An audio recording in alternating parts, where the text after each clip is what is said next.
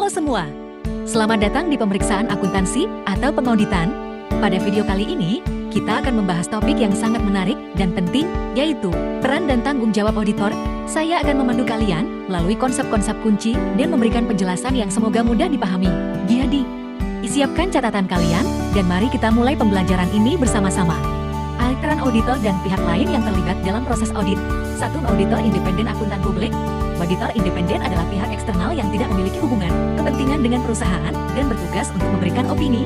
Independen bertugas melakukan audit laporan keuangan perusahaan. Tugas auditor independen, pertama, membantu perusahaan dalam meningkatkan kredibilitas pelaporan keuangannya. Kedua, mencegah fraud. Ketiga, memberikan dasar yang dapat lebih dipercaya untuk penyiapan surat pemberitahuan pajak yang akan diserahkan kepada pemerintah. 2. Auditor internal merupakan pihak yang menilai dan memperbaiki efektivitas pengendalian internal, mengidentifikasi risiko, dan memberikan rekomendasi kepada manajemen untuk meningkatkan efisiensi dan efektivitas operasional. Tugas utama auditor internal, pertama, melakukan audit internal. Kedua, mengevaluasi kepatuhan terhadap kebijakan dan prosedur perusahaan. Ketiga, mengidentifikasi risiko-risiko yang mungkin mempengaruhi tujuan organisasi. Keempat, memberikan rekomendasi untuk memperbaiki kontrol internal. Dan berkomunikasi secara teratur dengan manajemen. 3. Manajemen perusahaan. Manajemen perusahaan mempunyai peran dan tanggung jawab atas penyusunan laporan keuangan, implementasi pengendalian internal, dan memastikan bahwa perusahaan beroperasi sesuai dengan aturan dan regulasi yang berlaku. Tugas utamanya, yang pertama, menyediakan akses kepada auditor.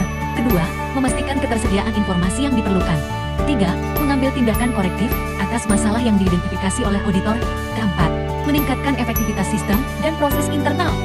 4. Komite audit adalah badan independen dalam perusahaan yang berwenang mengawasi fungsi audit internal dan eksternal serta memberikan nasihat kepada dewan direksi.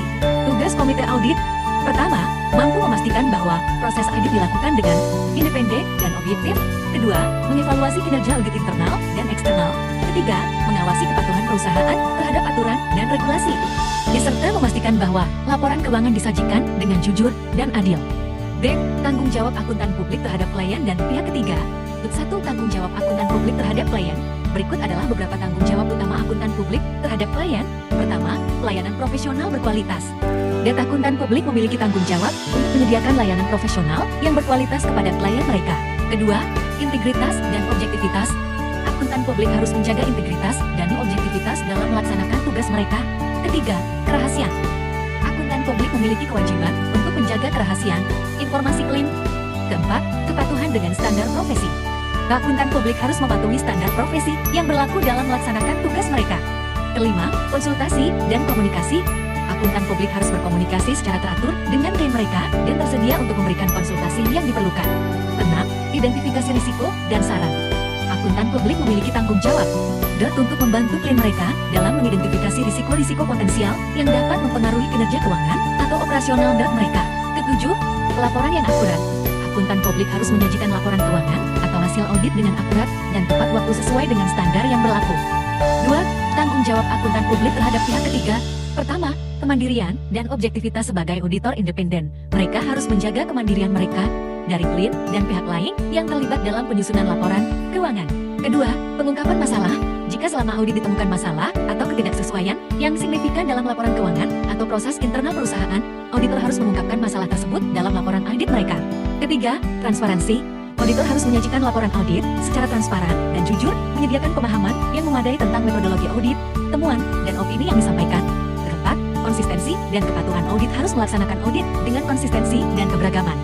Memastikan bahwa proses audit dilakukan sesuai dengan standar dan prosedur yang relevan. Kelima, pengawasan dan pengendalian auditor harus mengevaluasi pengendalian internal perusahaan terkait dengan penyusunan laporan keuangan, serta menilai risiko-risiko yang mungkin mempengaruhi keakuratan dan keandalan laporan tersebut. Kelima, pengawasan dan pengendalian auditor harus mengevaluasi pengendalian internal perusahaan terkait dengan penyusunan laporan keuangan, serta menilai risiko-risiko yang mungkin mempengaruhi keakuratan dan keandalan laporan tersebut.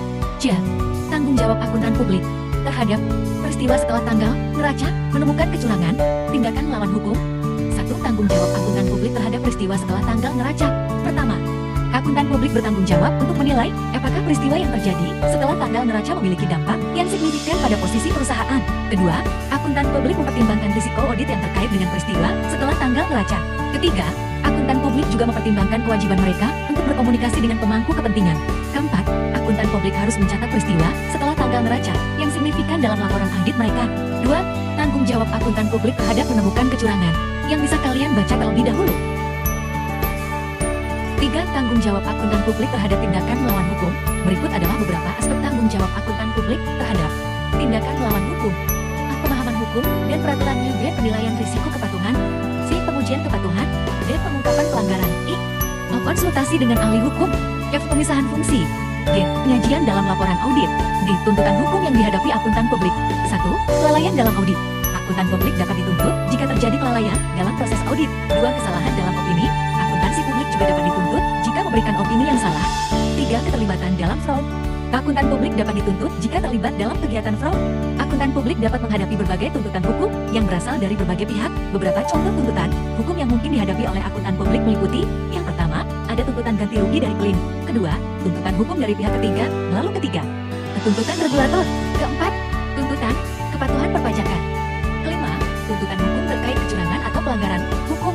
Keenam, tuntutan hukum terkait pelanggaran kontrak. Ketujuh, tuntutan hukum terkait pelanggaran etika profesional. Akuntan publik dapat menghadapi beberapa jenis sanksi berikut. 1. Surat keputusan pembatalan surat tanda terdapat di OJK. 2. Sanksi administratif. B3. Surat pembekuan izin. 4. Sanksi peringatan. 5. Tuntutan hukum. 6. Sanksi pidana. Terima kasih telah mengikuti materi ini sampai selesai. Semoga penjelasan yang diberikan dapat membantu kalian memahami topik ini dengan lebih baik.